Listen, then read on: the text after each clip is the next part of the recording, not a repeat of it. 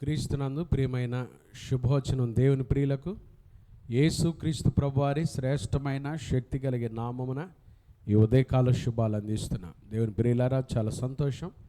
లేవగానే ఎలా లేచారు? ప్రభుని స్తుతిస్తూ ఘనపరుస్తూ లేచారా? ఈరోజు యేసయ్య మనందరి జీవితాల్లో గొప్ప కార్యములు చేయునుగాక, మహిమ కలిగిన కార్యాలు చేయునుగాక, మేలుతో ఒక్కొక్కరిని దీవించునుగాక. ఆమేన్. ఈరోజు శుభవచనం కొరకు జకర్యా గ్రంథం 8వ అధ్యాయం 15వ వాక్యాన్ని చదువుకుందాం. ఈ కాలమున యెరూషలేమునకును యోధా వారికిని మేలు చేయ ఉద్దేశించుచున్నాను గనుక భయపడకుడి. మేలు చేయ ఉద్దేశించుచున్నాను గనుక భయపడకుడి. ఎంత బలమైన మాట. ఉదయం లేచి ఏదైనా భయపడుతున్నారా? ఏదైనా ఒక సమస్యను తలపోసుకొని ఈ సమస్యకు విరుగుడేంటి, పరిష్కారం ఏంటి అని దిగులు పడుతున్నారా? ప్రభు చెప్తున్న మాట యోధావారికి, ప్రజలందరికీ మేలు చేయ ఉద్దేశించుచున్నాను గనక భయపడకుడి. నీ పట్ల దేవుని ఉద్దేశం ఏంటంటే నీకు మేలు చేయాలనే. దేవుని ఉద్దేశాలు ఎంతో గొప్పవి. ఇర్మియా ప్రవక్త ఎప్పుడో చెప్పాడు. ఇర్మియా గ్రంథం 29వ అధ్యాయంలో కూడా, రాబోవు దినములలో నేను మిమ్మును గూర్చి ఉద్దేశించిన సంగతులు నేను ఎరుగుదును, అవి సమాధానకరమైనవే కానీ హానికరమైనవి కావు. నీ పట్ల నీకు ఒక ఉద్దేశం ఉంది, నీ పట్ల సైతానికి అపవాదికి ఒక ఉద్దేశం ఉంది. అన్నిటికి మించి నీ జీవితం పట్ల దేవునికి ఒక ఉద్దేశం ఉంది. ఆయన ఉద్దేశం ఏంటో తెలుసా? నీకు మేలు చేయాలి, నీ కుటుంబానికి మేలు చేయాలి, నీ పిల్లలకు మేలు చేయాలి. మేలు చేయ ఉద్దేశించుచున్నాను కనుక భయపడకుడి, భయపడకుడి. మనం ఆరాధించే దేవుడు మన కొరకై సిలువలో తన ప్రశస్తమైన ప్రాణాన్ని బట్టి విలువ పెట్టి కొన్న మన దేవుడు మనకు ఎప్పుడూ మేలు చేసేవాడే. ఆయన మేలు చేసే దేవుడే కానీ ఆయన కీడు చేసే దేవుడు కాదు. యోబు ఒక మాట అంటాడండి, సర్వశక్తి కలిగిన దేవుడు అన్యాయము చేయుట అసంభవం. ఆయన న్యాయము చేస్తాడు, ఆయన మేలు చేస్తాడు కానీ ఆయన కీడు చేయడు. ఎప్పుడైనా నీకు ఏదైనా జరిగితే ఇది దేవుని ద్వారా జరిగింది, అమ్మో ఈ కీడు దేవుని ద్వారా అనవద్దు. ఎప్పుడు దేవుడు కీడు చెయ్యడు. నువ్వెంత మురికిలో ఉన్నా, నువ్వు దేవునికి ఎంత దూరమైన స్థితిలో ఉన్నా ఆయన మేలే చేస్తాడు కానీ కీడు చెయ్యడు. ఉదయకాలం ఈ మాటలు వింటున్న నా ప్రియమైన దేవుని బిడ్డలారా, ఈ కాలమున యోధా వారికి, యెరూషలేము వారికి మేలు చేయ ఉద్దేశించిన సమయం గతించిపోతుంది. దేవుని మేలేంటో తెలుసా? ఒక 3 మాటలు చెప్తాను. ఒకటి, పాపి రక్షించబడుట మేలు. ఇంకా నీ పాపంలో తిరుగుతున్నావేమో, ఇంకా నువ్వు పాపంలో జీవిస్తున్నావేమో, పాపము నుంచి బయటికి రావాలి. పాపము ప్రజలకు అవమానం కలుగజేస్తుంది. పాపము ప్రజలకు భయాన్ని పుట్టిస్తుంది. భయం అండి, పాపం వల్ల భయము. పాపము మరణాన్ని కలుగజేస్తుంది కూడా. పాపం వల్ల వచ్చే జీతము మరణము. ఈ పాపంలో నుంచి బయటికి రావటం దేవుని ఉద్దేశం. ఇంకా నీ పాపంలో ఉంటేరా, ఇదే మిక్కిలి అనుకూల సమయం, ఇదే రక్షణ దినం. పాపంలో నుంచి బయటికి రావాలి. యేసు ప్రభు రక్తంలో నీ పాపం కడుగబడుతుంది. ఎంత ఘోరమైన పాపిని యేసయ్య క్షమించే దేవుడు.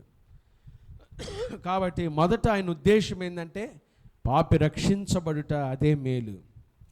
రెండవది, రక్షించబడిన దేవుని బిడ్డలు బాప్తిస్మలో సాక్ష్యం ఇవ్వాలి, అదే మేలు.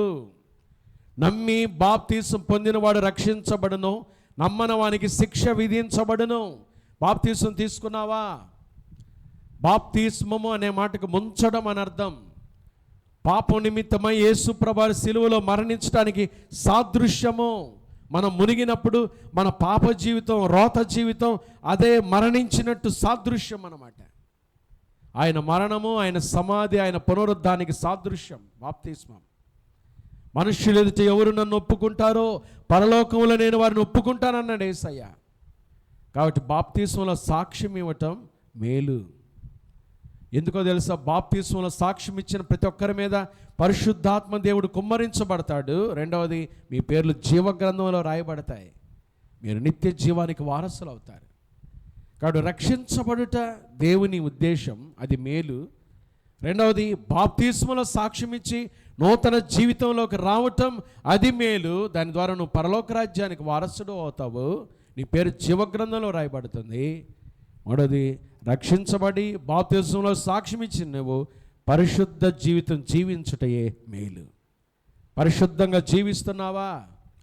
ప్రభు కోసం పవిత్రమైన జీవితాన్ని జీవిస్తున్నావా? పరిశుద్ధ బైబిల్ గ్రంథంలో దేవుని బిడ్డలందరూ ప్రభు కోసం ఒక పరిశుద్ధమైన జీవితాన్ని జీవించారు, పవిత్రమైన జీవితాన్ని జీవించారు.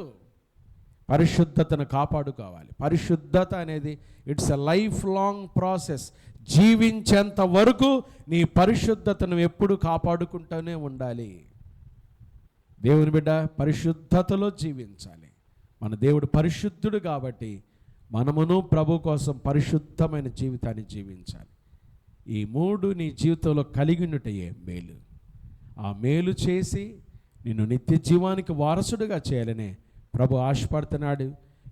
ఈ మూడు అనుభవాలు నీ జీవితంలో ఉంటే ప్రతిదీ నీకు మేలే దేవుడు చేస్తాడు.